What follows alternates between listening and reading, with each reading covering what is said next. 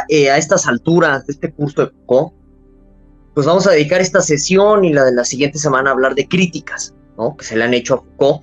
Y por supuesto, no puede faltar en este debate histórico, pues el que tuvo Chomsky con Foucault, que déjenme decirles una cosa, en muchos sentidos, este es el debate del siglo pasado y del actual, ¿de acuerdo? Es un asunto sobre qué es exactamente la naturaleza humana y si tal cosa existe.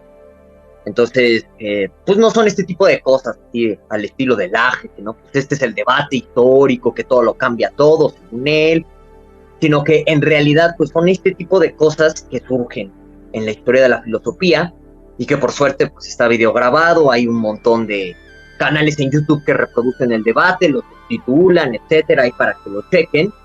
Es un debate muy largo el que tiene Chomsky con Foucault, ¿sí?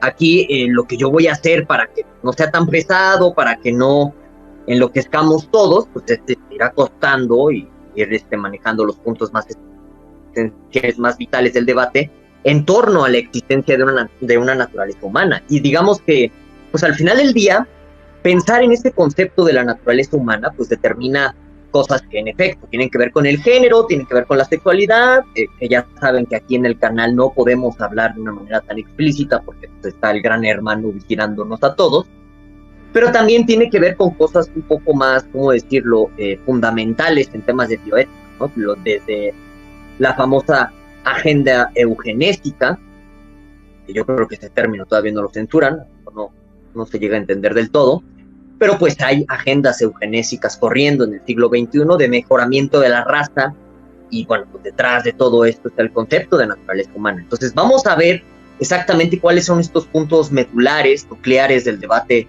entre Chomsky y Foucault. Y bueno, pues ya, este sería el preámbulo, nada más, déjenme ver, ¿cómo está esto de acá? Está bien, ¿no? Bueno, entonces ya saben, ahí el like. Muchas gracias a todos los miembros del canal. Miren, Agni acaba de dar un donativo, muchas gracias. Muchas gracias también, ¿no?, pues a las personas que dan donativos, porque pues hacen posible este proyecto del pensamiento en llamas. Muchas gracias. También pues los invito a que se vuelvan miembros del canal. De esta manera pues, tienen acceso exclusivo a cursos, a contenido para los miembros a cambio de la membresía. Entonces ahí está la invitación. Hay un canal de derecho secundario en la descripción de este video, resumen, pues, también te vas a encontrar enlaces por acá, ahí para que te des una vuelta y veas el curso de filosofía del derecho por si te interesa, ¿no? Bueno, ya dicho todo esto, pues saludo rapidísimo a los que están en el superchat y ya me aviento. Agni, ¿no? Arti, 3V, Tac Vegan, 4 tercios, Diego, miren, Edwin dio otro donativo, muchas gracias. Y Ale, ¿de acuerdo? Muy bien, bueno. Entonces, a ver, primer punto de este debate sobre Chomsky y Foucault en torno a la naturaleza humana, ¿no? Pues bueno, lo primero que vamos a checar o a investigar aquí para ver exactamente cuáles son los problemas que pues, también tiene como la indagación Foucaultiana, precisamente el punto de la neurolingüística, ¿no? Acuérdense que Chomsky pues, es un neurolingüista muy importante en los Estados Unidos, pues, también es uno de los críticos más célebres, ¿no? Mi querido Wittgenstein. Por ahí tenemos el curso de Wittgenstein, donde hablamos de este, pues, objeción, problema que tiene la crítica de Chomsky a Wittgenstein. Pero bueno, en su calidad de neurolingüista, pues, Chomsky no puede explicar el origen del lenguaje sin pensar en un aspecto estructural cognitivo, ¿de acuerdo? Esto es muy importante tenerlo en cuenta, por lo que a nivel de la filosofía analítica, de este conjunto de tradiciones marcadas como la filosofía analítica, bueno, pues está muy patente la idea de que pues, tú no puedes explicar el lenguaje, tú no puedes explicar la creatividad humana, incluso tú no puedes explicar muchas cosas vinculadas a la imaginación sin pensar en una naturaleza del cerebro, en pocas palabras. Entonces, este es como uno de los puntos nodales a partir de los cuales pues, personajes como Chomsky pues, van a empezar a desmenuzar una crítica muy ácida, muy fuerte al trabajo de Foucault, que como hemos podido ver hasta la sesión pasada, pues Foucault está muy parado, muy jalado hacia el caballo, que tiene que ver con el asunto de pues, tratar de hacer estos análisis genealógicos, históricos, en donde pues en efecto el concepto mismo de naturaleza humana pues no va a ser algo que se pueda determinar a nivel biológico, a nivel neurocientífico para alguien como Foucault, sino que al contrario, pues es una construcción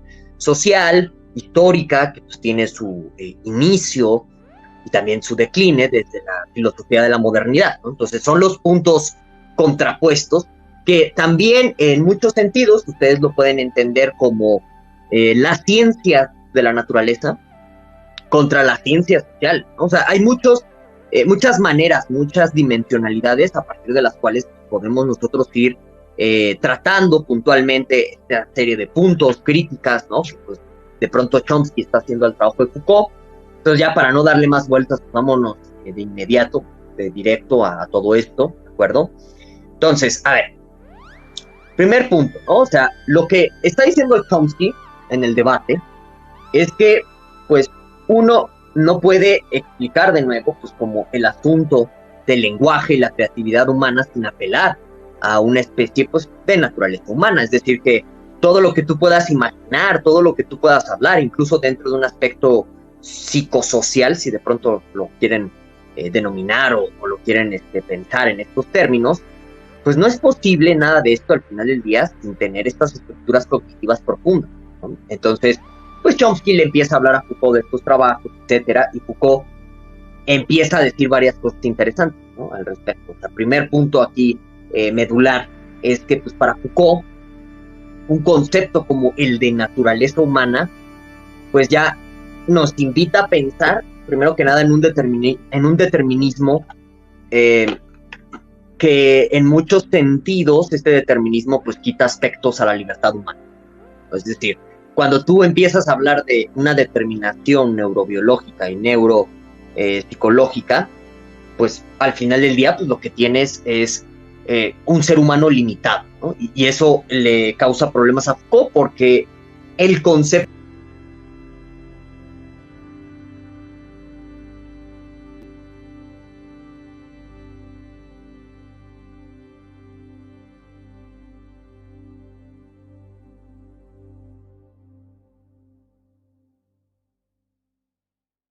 ya, pues ahí se cayó. Bueno, sigamos. Como les decía, a ver, el concepto de una naturaleza humana para Foucault es problemática porque al final del día pues tiene una construcción desde la filosofía de la modernidad. Por ejemplo, los filósofos ingleses, cuando tú piensas en personajes tipo David Hume, bueno, pues es claro que es la filosofía, en este sentido histórico, la que empieza a dar las ideas de una naturaleza humana. Entonces, muchas cosas que le va a decir Foucault a Chomsky son comentarios históricos, notas históricas en este debate sobre cómo a lo largo del tiempo se empieza a construir la idea de una naturaleza humana. Y lo que hace Chomsky en este sentido es decirle, no, pues eso está muy bonito, esto está muy bien, pero al final del día, pues yo estoy hablando como de una investigación científica, yo estoy hablando como de una metodología de ciencias exactas, que independientemente como de estas influencias del marco histórico para construir una idea de naturaleza humana, pues patente y constantemente tú tienes datos duros que, de nuevo, no te explica este rollo de la creatividad sobre una base puramente histórica. Entonces, aquí es interesante analizar lo que dice Chomsky, ¿no? Porque, a ver, uno podría pensar en este sentido de pues, la creatividad humana, ¿no? Que es un concepto, vean, muy, muy complejo, tiene muchas espinas, muchas puntas filosas. Pues uno podría de inmediato pensar que un asunto de la creatividad humana tiene que ver necesariamente con ciertos procesos cognitivos en la imaginación, ¿de acuerdo? Y entonces por eso no puedes pensar en la creatividad sin este aspecto neurológico. Pero Foucault le empieza a comentar cosas como, pero es que al final del día el concepto de creatividad tiene un horizonte histórico. Entonces, esta idea de los horizontes históricos que aparecen en el debate Chomsky-Foucault son curiosos porque, digamos, vamos a tratar de ejemplificar el punto que tiene Foucault como defensa, ¿no? O sea, cuando uno empieza a hablar, por ejemplo, ¿no?, de, vamos a suponer, el amor y su fundamento bioquímico detrás. Bueno, uno podría pensar, no, pues es que tengo esta investigación científica que al final del día lo que está haciendo es darme los parámetros bioquímicos, neuronales, a partir de los cuales yo puedo determinar un comportamiento llamado amor.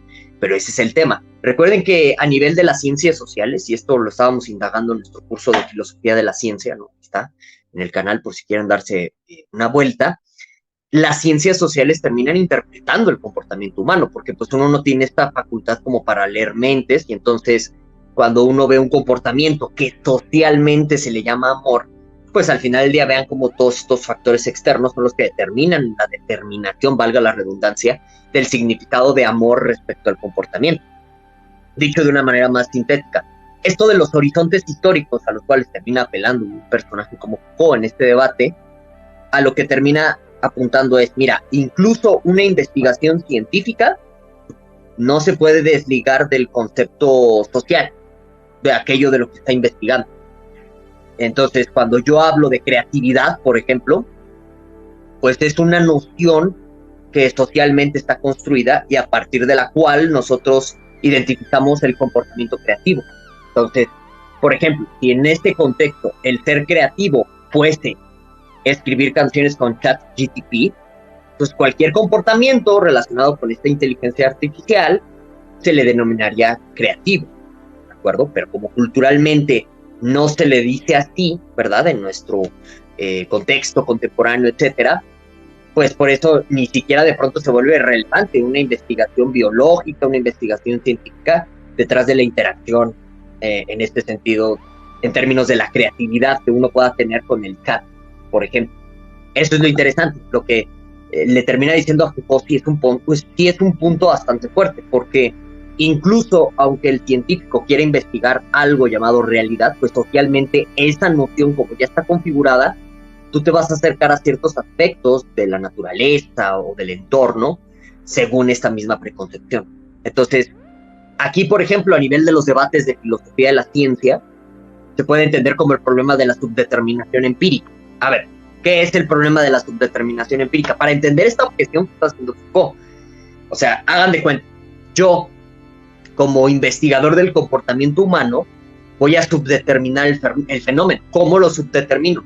Según mis hipótesis y mis marcos explicativos. Y entonces, en ese sentido, podríamos pensar que la ciencia hace investigaciones ad hoc, que esto es algo muy problemático. ¿Por qué? Porque estás diseñando el experimento de tal suerte que siempre te va a salir. Si ustedes se ponen a pensar en el problema a nivel de filosofía de la ciencia, de la subdeterminación, los puede dejar sin dormir varias noches. Y entonces, culturalmente hablando, lo que hace la ciencia es pues un fenómeno, o sea, es a nivel de la investigación una subdeterminación de la cultura. Es decir, la cultura da los parámetros de lo que serían los fenómenos inexplicables y a partir de eso la ciencia está trabajando. Esta es la objeción tan fuerte, ¿no?, que termina haciendo Foucault sobre este asunto de la naturaleza humana. Pero a ver, no quiere decir que ya se murió el tema. Hay que ahora ver qué le va a responder Chomsky al respecto, ¿no? Entonces, vean, empieza, por ejemplo, Chomsky a apelar aquí, ya en el aspecto de pues, los horizontes y todo eso, de algo que pues nosotros podríamos considerar como en un sentido muy kantiano, muy curioso, en términos de condiciones de posibilidad de una cultura. O sea, Chomsky va a irse todavía más a fondo del problema, se va a ir más como, pues, por así decirlo, a los cimientos de la cultura misma. Es decir, Chomsky en este debate va a llegar a un punto en donde, mira, pues sí, en efecto, existen los horizontes culturales, pero la cultura, dice Chomsky, pues no sale de la nada, ¿de acuerdo? Al final del día, pues, este conjunto de relaciones que tenemos cotidianamente, y esas relaciones humanas que tenemos son posibilidades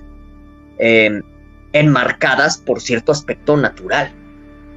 Es decir, a ver, por ejemplo, el lenguaje, ¿no? Vamos a pensar en el lenguaje. El lenguaje, pues en efecto, o sea, creo que sería una persona un tanto, no sé cómo llamarlo, vamos a decirle ingenua, la que crea que pues el lenguaje es pura cuestión de aprendizaje comunitario y más. ¿Por qué? Porque cuando uno tiene este enfoque de que pues, el lenguaje nada más es una cuestión de aprendizaje comunitario, no te explicas, por ejemplo, el funcionamiento de las cuerdas vocales para pronunciar vocales. O sea, hasta acá no llega la cultura. De hecho, es una posibilidad de la cultura lingüística el que nosotros tengamos cierto aparato orgánico, biológico, que nos permite hablar. O sea, que podemos aspirar las vocales, que, por ejemplo, podemos poner una lengua frente a unos dientes para pronunciar las zetas, etcétera. bueno, pues esa es una condición o una posibilidad evolutiva, biológica, la que está facultando ciertas culturas. Entonces, digamos que aquí ya lo que está haciendo Chomsky de una manera más inteligente, más sutil para contraobjetar lo que le está diciendo Foucault, es apelar a las condiciones de posibilidad de la cultura. Es decir, la cultura solamente puede existir gracias a los condicionamientos biológicos que nosotros tenemos. Por ejemplo, o sea, a ver, ¿por qué al final del día tenemos como, pues, culturalmente la necesidad de cubrirnos con ropa, ¿no? Pues, no es nada más porque a alguien se le ocurrió o porque, pues, llegó un panoptista, ¿no? Una sociedad disciplinaria muy al estilo de Foucault y se le ocurrió crear como, pues, la ropa y te la pones y oh, hay algo todavía atrás de eso, que es la necesidad biológica de cubrirse del frío, de ciertos climas, de ciertas temperaturas. Esto es lo que posibilita la creación cultural de la ropa. Entonces, noten de nuevo la sutileza con la que Chomsky está retrotrayendo el asunto, ¿no? Se va a ir a las condiciones biológicas naturales de la cultura. Entonces, a ver, aquí qué va a decir al respecto, ¿no? Que pues de nuevo, no es un asunto de ya se murió y ahí quedó, ¿de acuerdo? Entonces, vean, aquí lo que va a hacer Foucault, ¿no? Es, mira, pues sí, estas condiciones de posibilidad están, ¿sí? O sea, es interesante, o sea, Foucault no está negando que no existan, lo que está diciendo es cómo se terminan, o sea, va a terminar cuestionando cómo se terminan interpretando las condiciones de posibilidad. Por ejemplo, o sea, cuando uno habla, ¿no? De que, mira, pues para que exista algo así como la necesidad cultural de la ropa o el fenómeno cultural de la ropa, pues, para ello tiene que estar en la antesala la necesidad biológica de cubrirse. Para que eso se dé, lo que dice Foucault es que requieres una interpretación de esa necesidad biológica. ¿Por qué requieres esa interpretación? Porque no es como que, de nuevo, cuando uno está investigando la naturaleza brinca y se acabó. Uno puede inferir trivialmente, es decir, uno puede inferir sin mayor aportación de conocimiento que existen condiciones de posibilidad para la cultura, pero precisamente cuáles son esas, o sea, cuando uno dice qué es esto, qué es lo otro, pues entonces ahí ya se te está filtrando una interpretación cultural, en donde, por ejemplo, a ver, si volvemos al caso, ¿no? De la necesidad biológica de cubrirse y de ahí el fenómeno social de la ropa. Si tomamos ese caso, ustedes se darán cuenta de que estamos interpretando la necesidad biológica de una manera muy concreta. Y entonces aquí empiezan las imágenes culturales.